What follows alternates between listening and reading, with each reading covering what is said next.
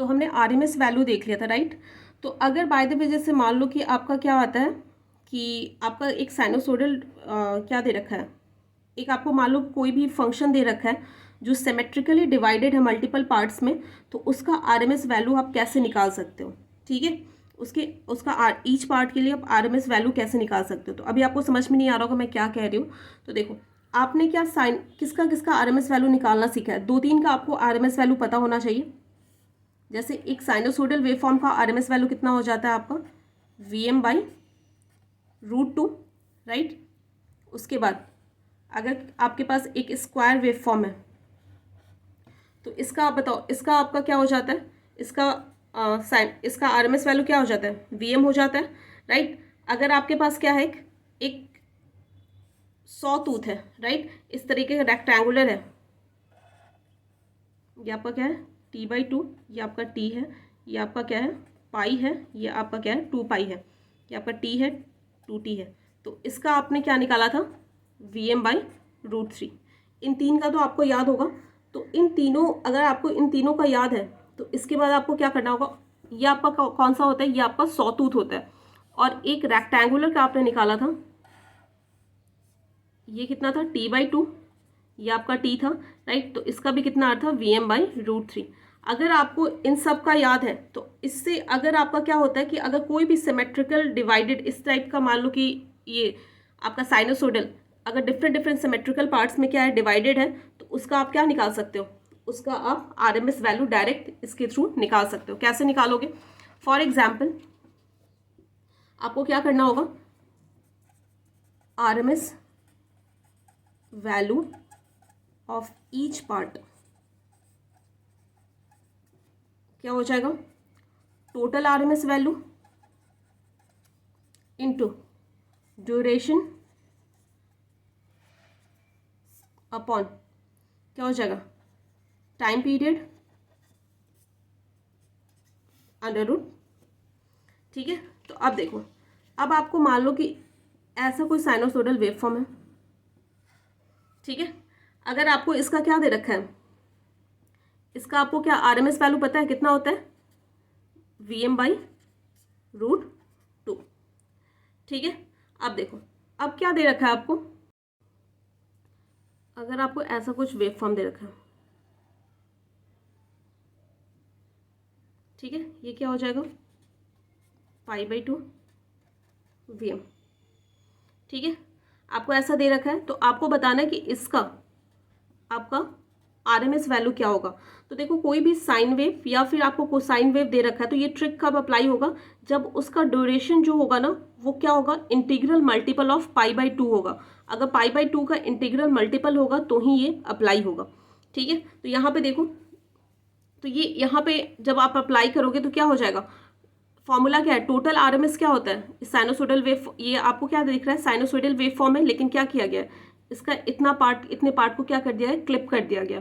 तो इसका total RMS value क्या होता है, Vm/√2 इंटू ड्यूरेशन कितना है, कहाँ से कहाँ तक वेव फॉर्म एग्जिस्ट कर रहा है, 0 से लेके π/2, तो कितना ड्यूरेशन कितना हो जाएगा, π/2 हो जाएगा, माइनस टोटल ड्यूरेशन कितना है आपका,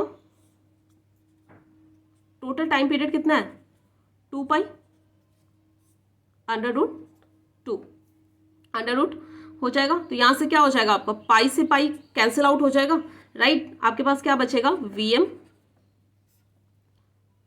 ये क्या हो जाएगा 4 हो जाएगा, √4 क्या हो जाएगा 2 हो जाएगा, 2, ठीक है। तो जब इसे फॉर्मूला के थ्रू भी सॉल्व करोगे तो आपका कितना आएगा, Vm/2√2 ही आएगा। और ऐसे भी आप ट्रिक के थ्रू सॉल्व करोगे तो कितना आएगा, Vm/√2 आएगा। तो अगर आपको डेरिवेशन करने को आता है तो आपको तो पूरा सॉल्व करना होगा, लेकिन अगर न्यूमेरिकल में आता है कि आपको ये वेव फॉर्म दे रखा है, आपको Vm दे रखा है, इसका क्या करना है, आपको आरएमएस वैल्यू बताना है। तो डायरेक्ट आप ट्रिक से क्या कर लोगे, इसका आरएमएस वैल्यू निकाल लोगे और इसमें Vm की वैल्यू पुट करके आप क्या कर दोगे, मतलब इसकी जो आरएमएस वैल्यू निकाल के यहाँ पे Vm की वैल्यू पुट करके इस फॉर्मूले में आरएमएस वैल्यू निकाल लोगे, ठीक है। अब देखो, अगर आपके पास कुछ ऐसा आ जाए,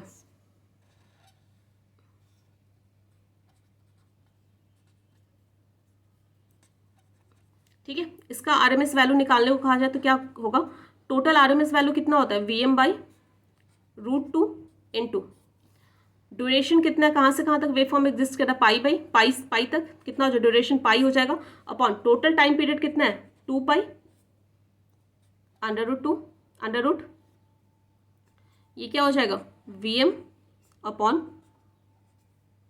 √2 इंटू पाई से पाई क्या हो जाएगा, कैंसिल आउट हो जाएगा, ये कितना हो जाएगा √2 मल्टीप्लाई करोगे तो क्या हो जाएगा Vm/2, और इसका निकाला भी था हमने, क्या आ रहा था Vm/2 ही आ रहा था। समझ गए। अब देखो, अगर आपको ऐसा है,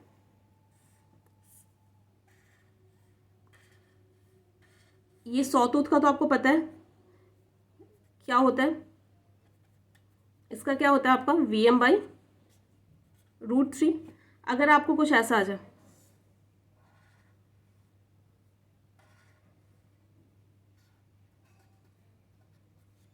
फिर से यहाँ से वेव फॉर्म आपका रिपीट हो रहा है, कुछ इस तरीके से आ जाए, यहाँ पे क्या आपका 3/2, ठीक है, ऐसा आ जाए तो ये आपको किसकी तरह दिख रहा है, सॉटूथ की तरह दिख रहा है। तो आपको सबसे पहले क्या लिखना होगा, टोटल RMS वैल्यू कितना होता है Vm/√3, टोटल ड्यूरेशन कितना, कहाँ से कहाँ तक वेव फॉर्म एग्जिस्ट कर रहा है, जीरो से लेके 2t/3 तक, तो ड्यूरेशन कितना हो जाएगा 2t/3, टोटल ड्यूरेशन कितना है t 1/2, राइट। क्या हो जाएगा, t से t कैंसिल आउट हो जाएगा, तो आपके पास क्या बच जाएगा, सिर्फ √2 Vm अपॉन √3 इंटू √3 कितना हो जाएगा √2 Vm अपॉन 3। समझ गए। अगर आपको यही वाला कुछ इस पार्ट में आ जाए, ऐसे इस टाइप का आ जाए, यहाँ तक सिर्फ क्लिप करके दिया गया हो वेव फॉर्म, ये आपका क्या है Vm है, ये आपका t है, फिर t से फिर से रिपीट हो रहा है, ठीक है। तो क्या करोगे, टोटल RMS वैल्यू क्या होता है Vm अपॉन √3 इंटू कहाँ से कहाँ तक वेव फॉर्म एग्जिस्ट कर रहा है, 0 से लेके t/3 तक, ड्यूरेशन कितना हो जाएगा t/3 अपॉन टोटल ड्यूरेशन कितना है t 1/2, t से t क्या हो जाएगा, कैंसिल आउट हो जाएगा, क्या बचेगा Vm अपॉन √3 इंटू 1/√3, √3 क्या हो जाएगा Vm अपॉन 3, राइट। तो इस तरीके से आप क्या कर सकते हो, अपना वेव फॉर्म का, मतलब किसी भी वेव फॉर्म का आप RMS वैल्यू फाइंड आउट कर सकते हो।